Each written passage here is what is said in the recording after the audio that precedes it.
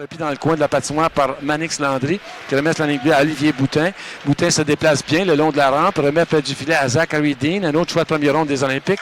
Sur la ligne bleue, un tir de Hogg qui se rend au gardien. Le retour, c'est Boutin qui a appuyé à l'attaque et qui réussit à marquer le premier but de cette rencontre. Un power play goal à 4 minutes et 22 secondes.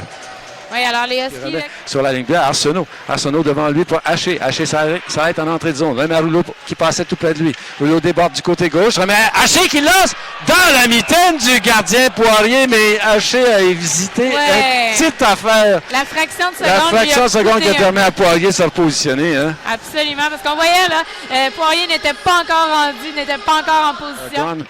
Remaining into the power play for the Huskies. Rouleau a de la vitesse, enchaîne l'adversaire, contourne le filet, s'arrête derrière le filet. Va une passe vers Arsenault. Arsenault à gauche à Johnson. Johnson de l'autre côté. Tire sur le secteur. Le but marqué par William Hulot qui lance ses côtes. Même tout un tir. Alors le gardien Rémi Bernier qui avait amorcé un déplacement, mais c'était trop peu, trop tard. Et quel lancer de William Rouleau qui crée l'égalité dans cette rencontre. Sur le troisième avantage numérique jusqu'à maintenant ce soir. Alors, Rouleau qui marque son deuxième but de la saison. On va attendre pour la confirmation des aides dans un instant. Power play goal for the Huskies. Pour les Olympiques, 5 minutes exactement à faire à cette deuxième période. Du centre de la patinoire, Valie Gourard repousse du revers. Les Huskies sont les premiers sur rondelle. Et voilà, le tir marqué par Adin Valie Gourard qui lance ses côtes. Alors, on s'y est pris à 2 fois. Alors, sur le deuxième retour, Valie Gourard qui a pris son propre retour aussi. Il avait vraiment la deuxième fois une cage béante.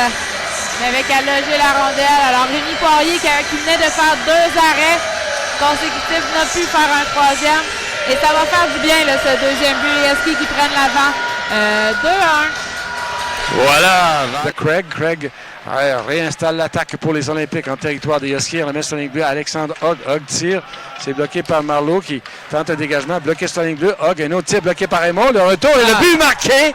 Sur le retour, c'est Manix Landry, je pense, qui inscrit un deuxième but en avantage numérique pour les Olympiques.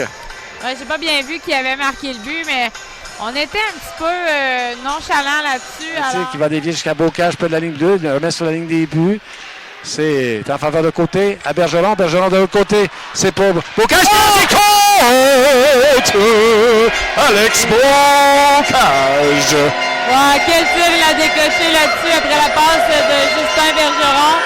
Alors la passe qui a dévié sur le défenseur. Alors Bocage a pris le temps de se replacer et a décoché un excellent tir. Alors qu'on voit la reprise. Un 9e but pour Alex Bocage cette saison. Ouais, Mario Pouliot va être très heureux de voir sa troupe reprendre les devants immédiatement. Carson McKinnon, le 6th attacker for them. Mise au jeu qui est gagné par les Olympiques. McKinnon lance. Ça a été bloqué en défense. Hannon va d'une remise en zone centrale. Il tire de loin. Côte!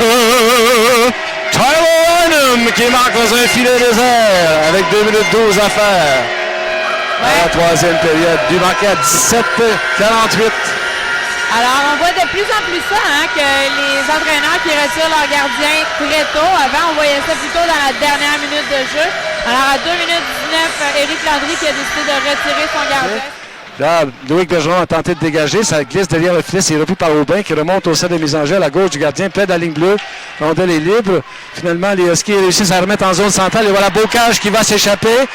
Et on fait chuter Bocage. On accorde le but. Voilà. Ouais, alors lorsqu'on a un joueur qui s'amène,